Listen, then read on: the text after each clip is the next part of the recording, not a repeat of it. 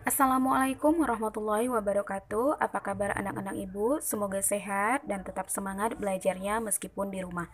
Baiklah, kita akan masuk tema 4, berbagai pekerjaan menentukan unsur intrinsik dalam cerita semut dan belalang. Namun, kita akan mengetahui unsur-unsur intrinsik dalam cerita, yaitu ada tema, tokoh dan penokohan, latar, alur, dan amanat atau pesan. Yang pertama, tema adalah ide yang mendasari sebuah cerita. Tema tersebut bisa dalam bentuk agama, orang tua, persahabatan, pendidikan, pelajaran hidup, dan sebagainya. Sedangkan tokoh adalah pelaku atau pemeran dalam cerita. Penokohan, sifat pelaku tersebut. Kemudian, masuk ke unsur yang ketiga, yaitu latar. Latar terbagi 3, yaitu latar tempat seperti di rumah, hutan, sungai, sekolah, dan lainnya. Kemudian ada latar waktu yang menunjukkan jam, hari, bulan, tahun, dan suasana. Kemudian ada latar suasana seperti suasananya cerah, gelap, sedih, bahagia, dan lain-lainnya. Kemudian ada unsur yang berikutnya yaitu alur. Alur adalah jalan dari sebuah cerita. Alur juga terbagi 3, yaitu alur maju, alur mundur, dan alur campuran. Alur maju tersebut bisa kita katakan jika ceritanya diceritakan dari awal sampai akhir. Dan alur mundur seperti ceritanya diceritakan dimulai dari akhirnya kemudian kembali ke awalnya. Atau alur campuran dari awal kemudian berjalan cerita, kemudian mengingat masa lalu, lalu kembali lagi ke masa depan.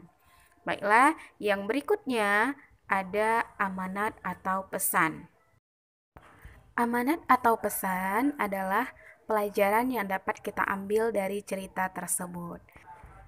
Untuk lebih paham lagi, kita akan menentukan unsur intrinsik dari cerita yang berjudul Semut dan Belalang.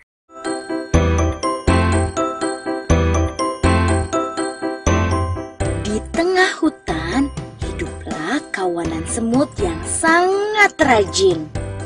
Terik matahari di musim kemarau tak mematahkan semangat mereka untuk mencari makanan. Setiap hari mereka membawa, mengumpulkan, lalu menyimpan makanan ke dalam lubang yang menjadi rumahnya. Berbeda dengan kawanan semut yang rajin, tetangga mereka si belalang malah asik menikmati musim kemarau dengan bermalas-malasan.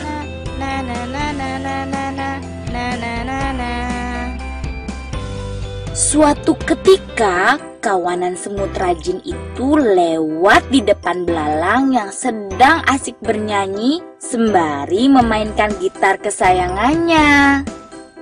Hai semut, apa yang sedang kalian lakukan?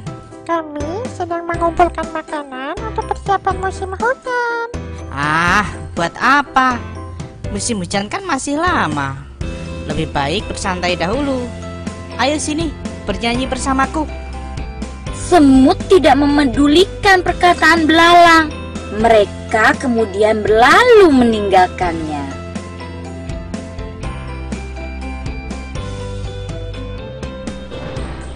Musim hujan pun akhirnya tiba. Kawanan semut tak lagi mengumpulkan makanan. Mereka duduk nyaman di dalam rumah yang hangat sambil menikmati makanan yang berlimpah.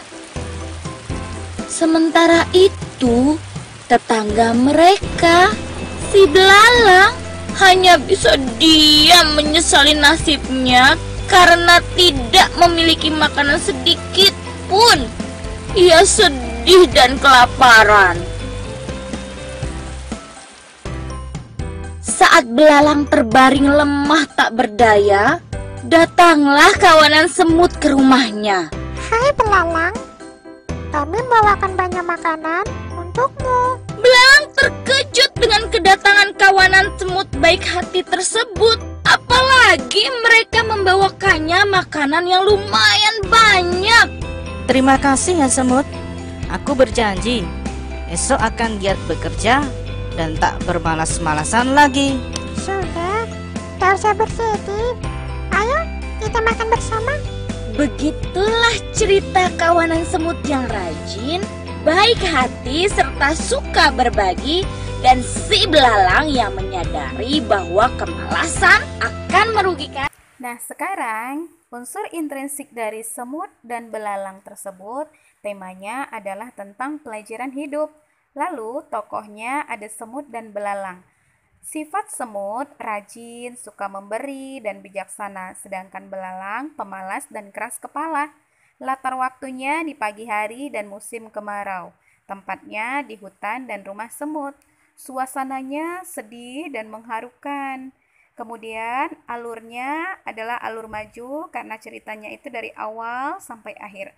Dan amanatnya adalah janganlah menjadi pemalas karena hidup kita akan sengsara. Nah, itulah pelajaran kita hari ini anak-anak Ibu. Tetap semangat. Sekian dari Ibu. Assalamualaikum warahmatullahi wabarakatuh.